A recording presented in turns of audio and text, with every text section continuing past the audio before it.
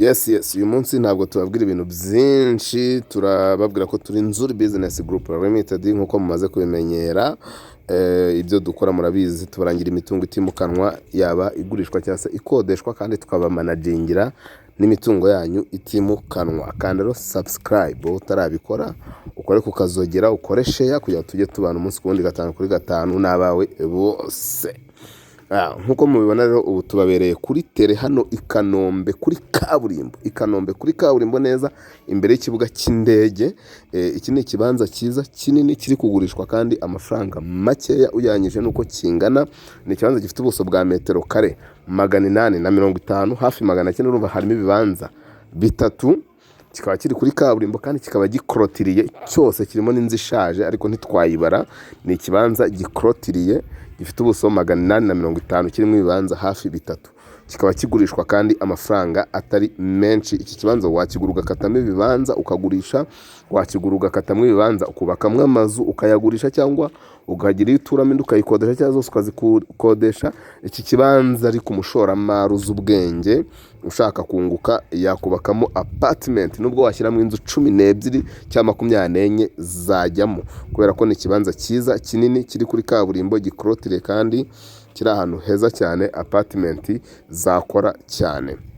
Iki kibanza rero kirashaka amafaranga atari menshi, nta yandi, kirashaka miliyoni 200 ziganirwaho, miliyoni 200 zonyine. Iki kibanza ushobora kucyegukana kikaba icyawe. Niba rero wagikunze cyangwa se ufite n'ibindi wakunze kuri channel yacu, cyangwa ushaka ko tukumanagingira inzu n'izindi serivisi zose, kuko turanabubakira byose ubishaka, ushaka kudusanga kuri office yacu muri Centenary House cyangwa se Igikondo. Ariko kandi ushaka kuduhamagara kuri nimero zacu 0788486797 cyangwa se 078122 Si ibyo gusa rero, ushobora no kudusanga ku zindi mbuga nkoranyambaga zacu, Instagram, Facebook page, Twitter cyangwa se X, hose n'ubundi twitwa Nzuri Market.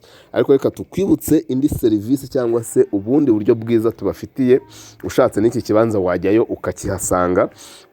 Dufite website ya www.nzuri.rw, aho ushobora kujya ukahagurishiriza imitungo yawe, ikibanza, inzu, isambu, ugafata amafoto ukayashyiraho, ukavuga uko hangana, details zose, niba ari inzu ukavuga umubare w'ibyumba, ukavuga amafaranga ushaka, ugashyiraho nimero zawe za telefone.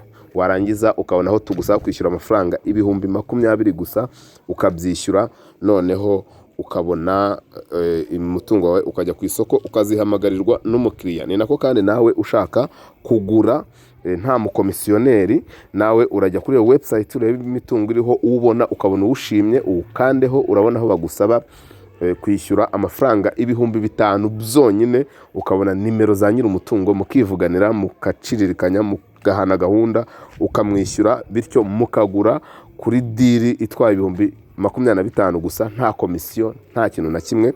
Ugura atwawe amafaranga 5,000 gusa, ugurisha atanze 20,000 gusa. N'udufaranga duke twa service bitandukanye n'aya komisiyo menshi mwatangaga. Ni karibu cyane no muri Nzuri Business Group Limited. Umukiriya ni umwami, ni mukomeze mukande subscribe batarabikora, n'ababikoze mukomeze mukore share. Turabakunda cyane, wacu umukiriya ni umwami, tubahaye ikaze.